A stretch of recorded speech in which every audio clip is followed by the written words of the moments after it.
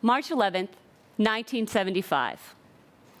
This was the day that I became a kidney donor, but I just didn't realize it. This was the day that my younger brother Christopher was born. Now, he wouldn't begin his battle with kidney disease until 1992. And spoiler alert, everybody, he's fine. So relax. And I wouldn't need to donate until 2005. But our story begins on this day, because this is the day that I became Chris Bates's big sister. I'm a big sister who's also an alarmist. When I go to the movies, I always check to make sure I know where the exits are. Now, don't worry, I've got you covered. They're behind you and over here. So if there's an emergency, you can get out. I'm probably the last person who still reads the safety card when I fly. I'm always making sure I'm checking the safety card on the seat back in front of me. But the way that I combat my alarmist tendencies is to over-research and hyper-prepare. So when I was considering becoming a kidney donor, my first thought was, no worries. I'm going to consult the manual for potential kidney donors. Well, you can imagine my chagrin when I discovered that there was no manual. There was lots of information about what life would be like post-transplant for my brother. There was lots of information about the tests that I would need to take to determine if I was a good match. But nowhere could I find any information about what life would look like for the donor post-transplant. And as Butch mentioned, I'm an athlete. I swam competitively in high school. Since then, I've run 10 marathons, 7 of which were Boston. I've trained people to do the Boston Marathon. It's part of who I am. What if what I loved I wouldn't be able to do because I was a donor? I've since then moved from my alarmist tendencies to being an evangelist. Kidneys from living donors last twice as long as kidneys from cadavers. The actual average lifespan of a cadaver kidney is 8 years, which is why I'm here today. I wanted to make sure that I at least made it past the average lifespan for a cadaver kidney, so I could be here as a good living kidney donor. But as this evangelist, it's important. When I donated my kidney in 2005, 950 more people donated than in 2012. And this is a problem.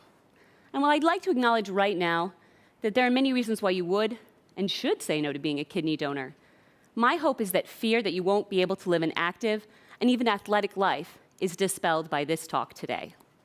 The best way I know how to do this is to share our story with you. Christopher and I grew up in Ithaca, New York, and I was busy swimming and participating in student activities. Christopher played hockey and lacrosse.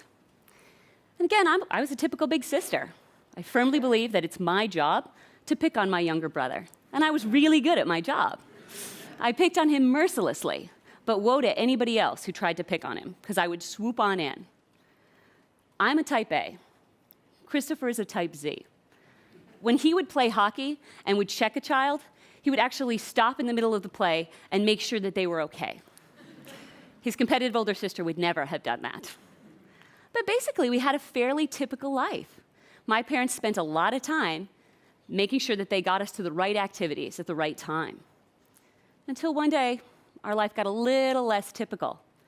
Christopher had gone in for his annual physical so he could participate in fall sports, and we got the message on our answering machine that you never want on your answering machine. There's been a mistake. We're sure it's a fluke, but we need Christopher to come back in and get retested.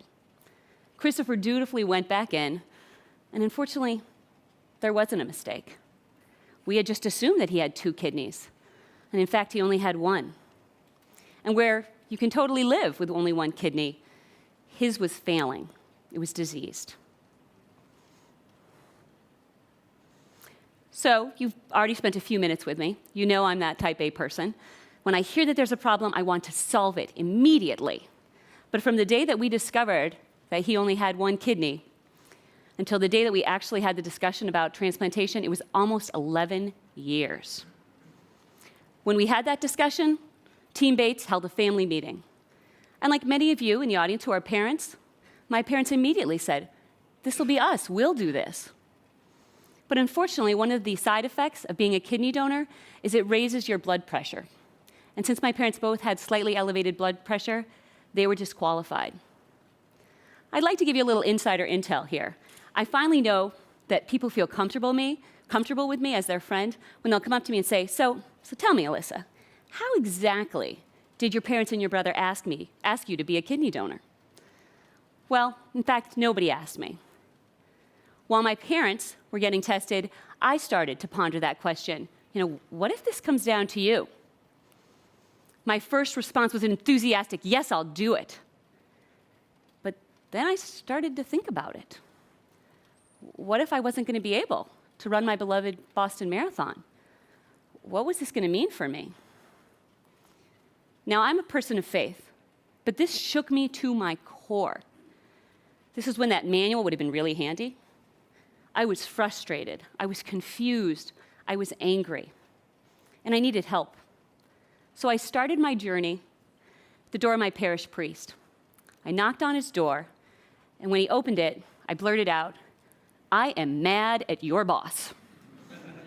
He still let me in, which was really nice, and very, very kindly said, Allyssa, I get pissed at God all the time.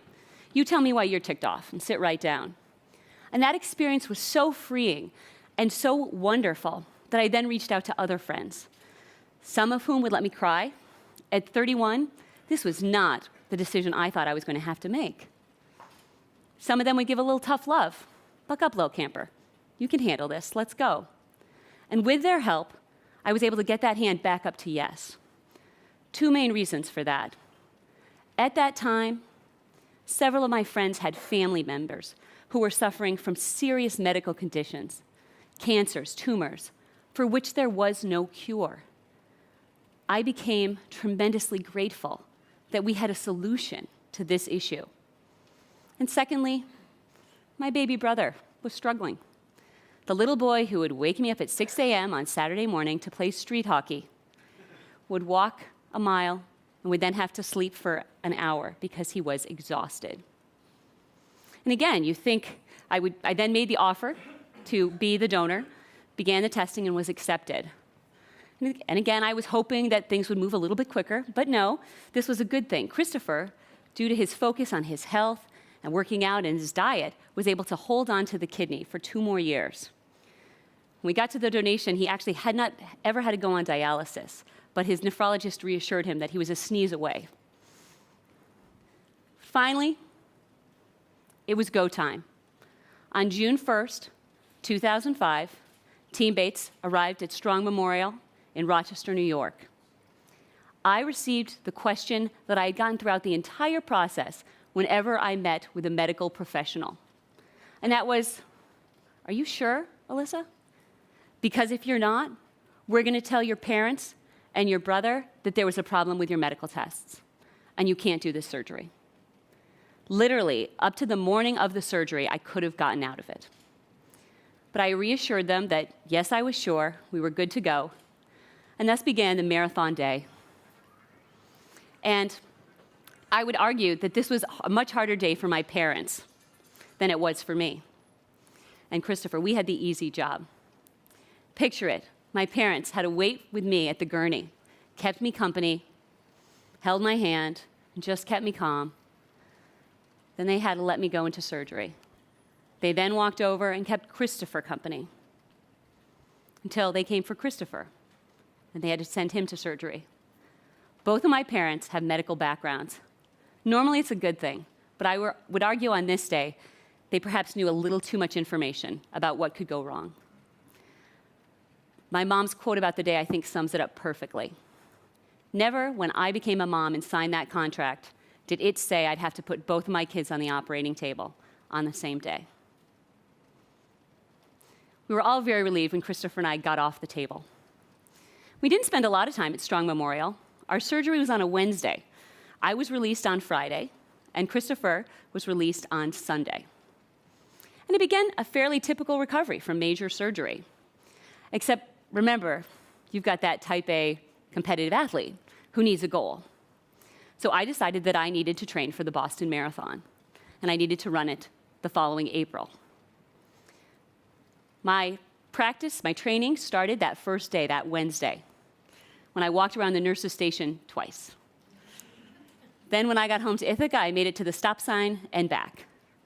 And the finish line on Boylston Street seemed thousands of miles away but I kept up with my training. And on April 17th, 2006, my father and I crossed the finish line. My T-shirt read, "Kidney donor, June 1st, 2005. My other kidney's at the finish line." But I realized that this wasn't exactly a finish line. In fact, this was a start line. I was back. Christopher was thriving. In fact, at one point in our recovery process, Christopher's levels were slightly better than mine, leading his snarky older sister to say, "Dude, said you could have a kidney, just not the best one." Christopher, not to be outdone by his snarky older sister, when the doctors asked him, what do you credit? The fact that you've never had a fever, you never even started to reject this. Christopher quipped, "Well, you've met Allyssa, you know how bossy she is. Now she can boss me from the inside." But our recovery has been remarkable in the fact that it's been fairly unremarkable. Christopher professes to a newfound love of chocolate chip cookie dough cheesecake, which I have always loved, and which he did not have a taste for until the transplant. He also is often criticized now for speaking too fast, which I've always had an issue with, but which he never did. The one thing that we've had to be aware of is we have to be aware of our hydration. So our new family mantra is no water left behind. And you'll usually find Christopher and I with a water bottle in hand. Now, I was very fortunate to be a donor to Christopher because we were a familial match. Our story has a happy ending, but there are lots of stories that are still being written. But because of kidney dominoes right now, if you want to donate to somebody and if you're not a match to them, that's okay. You can donate your kidney, and then somebody else will donate their kidney to somebody else, they'll donate to somebody else, till eventually your person will get a kidney, and you'll help numerous people in the process. And here's why that's important. I've purposely tried not to overwhelm you with stats, but here are a few. There are currently 96,645 people on the wait list for a kidney. While they're on this wait list, these people have to undergo 12 hours of dialysis a week, which, as you might imagine, really negatively impacts their ability to hold a job and just to live a normal life with their family. 4,500 people will die while they wait for those kidneys. If you do the math, that's 12 people who will pass away today.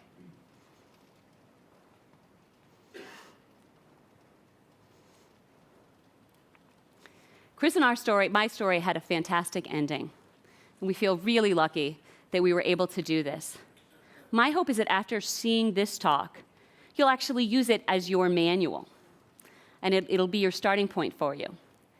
I recognize that yes might be terrifying for you. Please know that no is terrifying for those 96,645 people on the waiting list. Chris and I have done this fantastic journey, but at the end of the day, I'm just his sister, and he's just my brother, and I still love picking on him. And now I've got this great thing that I can lord over his head. So whenever there's a holiday that involves gifts, I give the standard response to Christopher. "What a lovely book."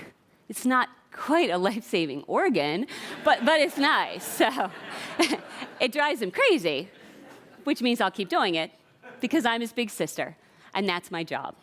I'd like to thank you for your attention, and I'd like to give a special thanks to Christopher, who let me share our story with you today. Thank you.